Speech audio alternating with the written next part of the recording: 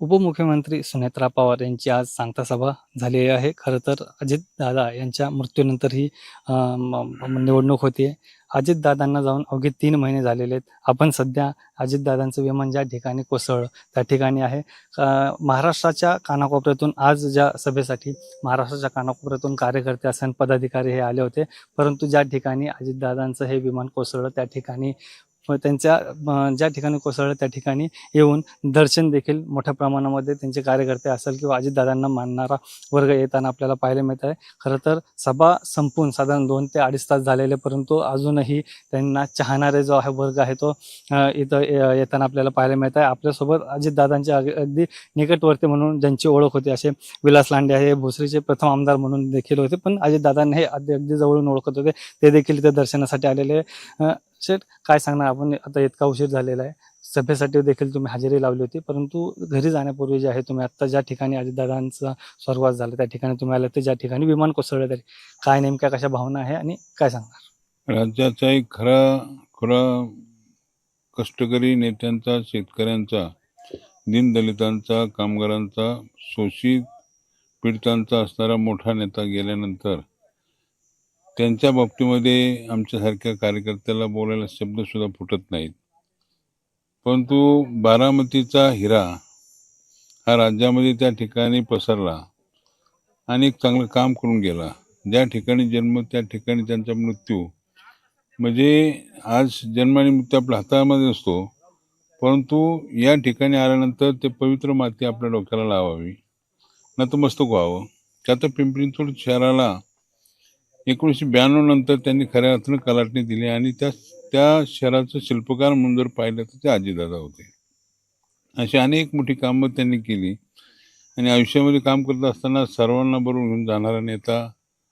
आज प्रचाराची सांगता होती. राज्याचे मुख्यमंत्री देवेंद्र फडणवीस त्या ठिकाणी आले होते, अनेक मंत्री होते आणि अनेक त्या ठिकाणी असताना सुद्धा ज्यावेळेस सुनेत्रा वहिनी भाषण करत असताना त्यावेळेस आमच्या सुद्धा डोळ्यात पाणी आलं की एक चांगला नेता गेल्यानंतर त्याची बाबतीमध्ये आमच्यासारख्याला शब्द फुटत नाही. परंतु एक आयुष्यातला मोठा माणूस आणि सर्वांना सहजपणे भेटणारा माणूस आज गेल्यानंतर हे दुःख कधीच भरून न येणार आहे.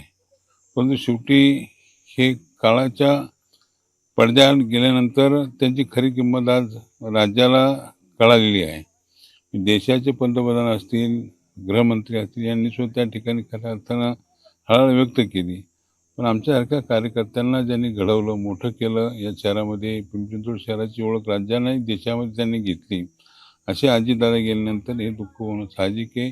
तुम्ही अजितदादांच्या अगदी जवळचे होते. अनेक वेळा त्यांच्या महत्त्वाच्या ठिकाणी जाताना ते तुम्हाला आवर्जून नेत होते.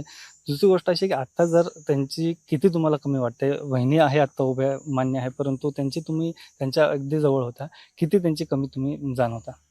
जर शहर पाहिलं आणि तालुका पाहिला त्यापेक्षा राज्याला खूप मोठी गरज होती ती अजितदादांची.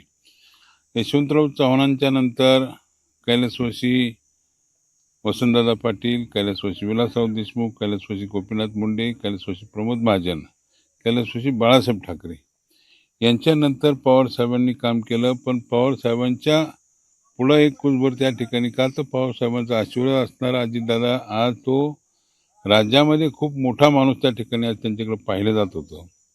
आणि अशा माणसाचं त्या ठिकाणी आज असं दुर्दैवी घटना घडल्यानंतर आमच्या सारख्याला सुद्धा फार वाईट वाटलेलं आहे की आता असा माणूस परत होणे नाही. कारण तळागाळातून त्यांना पूर्णपणे जमिनीतून त्या ठिकाणी काय होतं त्याची परिस्थिती असणारा अजितदादा त्या ठिकाणी आज नाही आहे. म्हणजे तालुक्याचं नुकसान त्या ठिकाणी ते झालं आहेच, परंतु आमच्या राज्याचं खूप मोठं नुकसान झालेलं की असा नेता परत होणे नाही. आता काय वाटतं? वहिनी उभ्या आहे, अजितदादांनी अनेक रेकॉर्ड जे आहे मतदानाच्या वेळी मोडलेले आहेत. सुनेत्रा वहिनींबद्दल काय वाटतं? नाही, अजितदादांनी जरी समजा देशामध्ये मतदानाचा रेकॉर्ड जरी समजा तोडला असेल तर त्यांना खऱ्या अर्थानं श्रद्धांजली अर्पण करण्यासाठी त्यांनी केलेल्या कामाची पावती, केलेलं काम त्या ठिकाणी त्याची उतराई म्हणून या बारामती तालुक्याचे सुद्धा नागरिक, माता भगिनी या सर्व त्या ठिकाणी मोठ्या प्रमाणाने मताला बाहेर पडतील आणि 23 तारखेला जागतिक स्तरावरती रेकॉर्ड त्या ठिकाणी 2 लाखापेक्षा जास्त मतदान सुनेत्रा वहिनींना पडतील याची मला खात्री आहे.